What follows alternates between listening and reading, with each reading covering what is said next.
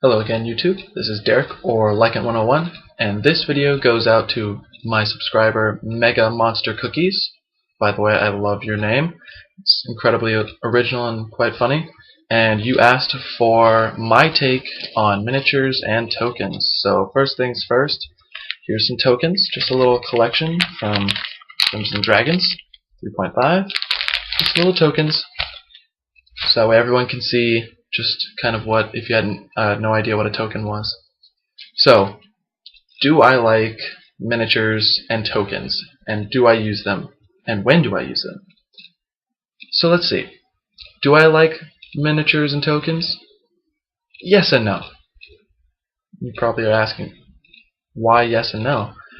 Well, I like miniatures because you can create so many different tactical formations with your players. If your players are inclined to be tactical in combat and really want to know where each enemy is and where their allies are and how their spells are really going to spread throughout a room if their area of effect, then miniatures and battle grids really are important to just get that correct feel and really set it up. However, if your group is less inclined to use tactics and they just say, oh, well, I'm going to go charge over there and I want to take on that orc with my two-handed bastard sword. I don't really care how far away he is, I just want to smash him. Then, by all means, that's all you need. Just use your imagination and say, okay, well, he's over there, and you run over and you smash him with the sword. That's all you really need. You don't really need the minis or the tokens or the battle mat at all. So it really comes down to the group, in my opinion. At the same time, it is also up to you as the DM and what it is you're running. If you are running a lot of combat encounters with, say, 10, 12, 15 enemies, you know, if you're getting large scale, if you're getting into mass combat even, it really depends on those scenarios. If you're only using 3 or 4 enemies and you've only got a group of 2 or 3 players, then I don't really feel that tokens and grids are all that necessary. But if you're using a large scale group, 6, 7 players, groups of 10 to 12 enemies, yes, it will save you a lot of headache by just putting down the tokens or the miniatures or whatever. Even if I've had a player who used a rock, a little pebble like this big, as a token before, then that was their player. But we'll talk about that a little later. It really depends on those scenarios. So my word for you, Mega Monster, is if you've got a large group, they want to be tactical, and you want lots of monsters, go for it. Use the tokens, use the miniatures, use the grid.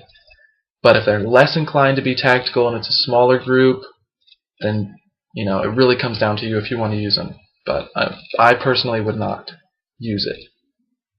But moving on from, you know, that initial part, do I like them or not, yes or no, is what do miniatures really do for you as a DM in the first place? They provide a real life, right there on the table, view for the players. The tokens, these little guys right here, really help them understand, at times, their odds against fighting certain enemies. A visual representation, if they're outnumbered, say there's 7 enemies and only 3 people, they're like, wow, that's 2 for each of us. Wow, there it is right there on the table. I have to take those 2 on the left, you take the 2 on the right, and well, sorry buddy, but you've got to take the 3 down the middle. And it's really good in that sense. And then you also have this little guy, like this little gelatinous cube here, if I hold him the right way. This little gelatinous cube that is, as it says, well, it doesn't say, is actually a huge, so it's a 2x2 on the grid. And if you want to put it down and say, hey, you're fighting this creature and it's bigger than you, but every time it comes back you don't want to describe this cube as being 12 feet long, 12 feet high, or whatever monster it is, this little token, being that it's bigger than This other little one, this little skeleton, as you can see, will really help when you put it on the grid and say, hey, remember, you know, and this thing's got reach if it's a troll or something. Remember that moving in here provokes an attack of opportunity. Watch out if you really, are you sure you want to do that? You know, you got to make sure you're going to tumble in first, or you're just going to take the attack of opportunity. As I said, it all comes down to tactics, and if you want to use these other kinds of rules and really get into them. So, like I said, I like using monsters, tokens, I like using miniatures, but then again, sometimes I don't. If I just want to run something quick and dirty, forget the tokens, forget the miniatures. But if I've got something really special planned, and I've got this massive room with lots of interesting traps or you know, interesting kind of wall fixtures or something, and I really want that sense of scale to be in there and be remembered, I'll pull out the tokens, I'll pull out the miniatures. I know some people don't like to use miniatures if they don't have the correct type of miniature.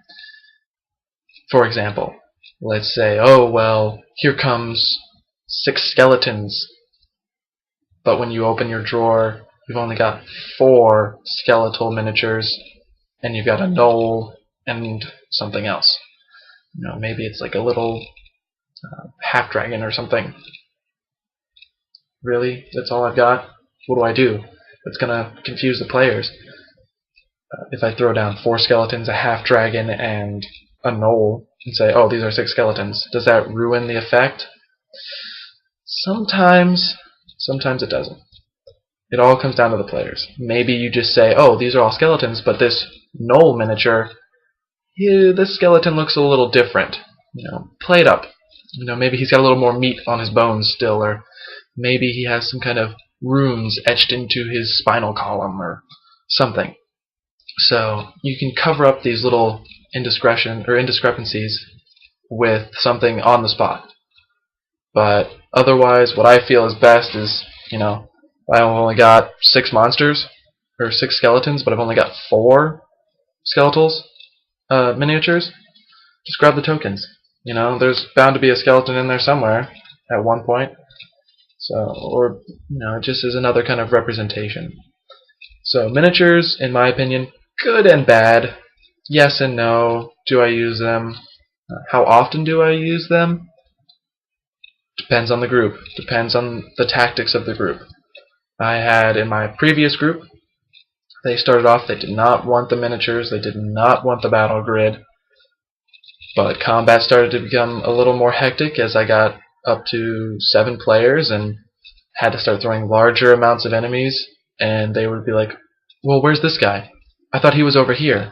No, that was the other one. Well, where's he at? He's over here fighting this person. I thought he was in the swamp. No, he never was in the swamp.